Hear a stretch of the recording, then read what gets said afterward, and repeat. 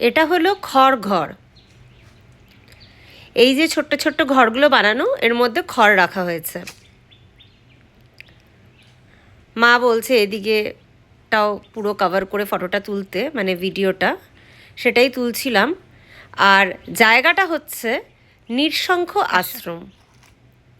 নৃশংখ আশ্রমে কি করে যাবেন সেটা জানার জন্য পুরো ভিডিওটা দেখুন, আমি সব বিস্তারিতভাবে বলে দেব।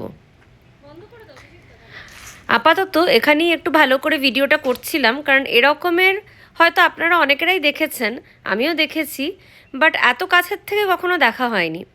তাই ভালো করে একটু তুলে নিলাম ভিডিওটা, কারণ জানি না আবার কখন এরকমের সুযোগ পাবো যে এত সামনে থেকে এত সুন্দর করে ঘরগুলো দেখতে পারবো, কি সুন্দর করে বানানো আর সাজানো। আর এখানে যেহেতু এটা একটি আশ্রম, একটা গ্রামের মধ্যে ট্র্যাক্টরটা রাখা হয়েছে।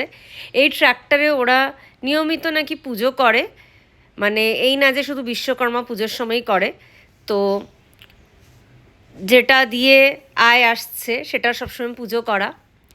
মা এখানে দাঁড়িয়ে পড়েছে গাছ ধরে, বলছে এই পোজেই নাকি ভিডিও তুলে দিতে হবে। আমি বললাম একটু হাসো, আগের ভিডিওতেও বলেছিলাম মাকে হাসতে, তো হাসি বাদ দিয়ে সবই করেছে। আর ভিডিওটা আমি চেষ্টা করেছি মার মন মতন করে তুলতে, বাট একটু পরেই দেখবেন আবার নিজে একটা সেলফিও তুলেছে, সেলফি ভিডিও, কারণ পছন্দ হয়নি ভিডিওটা অতটা। তো নৃশংখ আশ্রম কোথায়? আমরা গেছিলাম দুর্গাপুজোর সময় অমতপুর বলে একটি জায়গায়। অমতপুর বর্ধমানে যাওয়ার কিছুটা আগেই পড়বে, কলকাতা থেকে ধরে নিন 2 ঘন্টা রাস্তা গাড়িতে। তো অমতপুরের মধ্যেই হচ্ছে নৃশংখ আশ্রম। অমতপুরে গিয়ে আপনারা ওখান থেকে টোটো ভাড়া করে নৃশংখ আশ্রম ঘুরে আসতেই পারেন। আমরা যেহেতু নিজেদের গাড়িতেই গেছিলাম, তাই গাড়ি নিয়েই আশ্রমেও গেছিলাম। শুধু একটু এটা মাথায় রাখবেন যে ওখানে রাস্তার খুবই ন্যারো, খুবই সরু, তাই নিজের গাড়ি না নিয়ে যাওয়াই ভালো। ছোট গাড়ি হলে তাও চলে যাবে, বড় গাড়ি হলে কিন্তু বেশ অসুবিধাই হবে। এই যে রাস্তাগুলো দেখছেন এরকমেরই রাস্তা, আশ্রমের ভেতরের রাস্তাও এরকমের, আশ্রমের বাইরের মানে অ্যাপ্রোচ রোডটা টু আশ্রম এরকমেরই।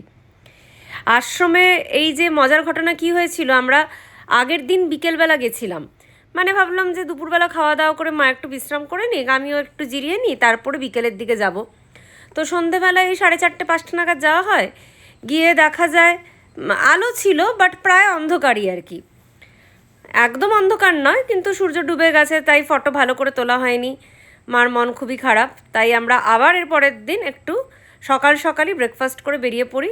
আর নৃশংখ আশ্রমে এই দিনটা যাওয়া হয় শুধু ভিডিও তোলার জন্য, এবং অনেকটা সময় আপনি এখানে কাটাতেও পারবেন। খুবই পিসফুল জায়গা। আমি যেমন আপনাদেরকে যেটা অরিজিনাল সাউন্ড, পাখির আওয়াজ আসছে, সেগুলো আমি বন্ধ করিনি এর জন্য এখানে এই ভিডিওটাতে।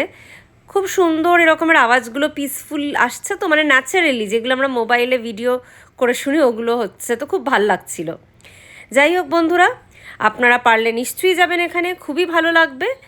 আর যদি ভিডিওটা ভালো লাগে চ্যানেলে সাবস্ক্রাইব করুন, লাইক করুন, কমেন্ট করুন। আর কী রকমের ভিডিও বানালে আপনাদের ভালো লাগবে সেটাও কমেন্ট সেকশনে জানাবেন। Stay healthy.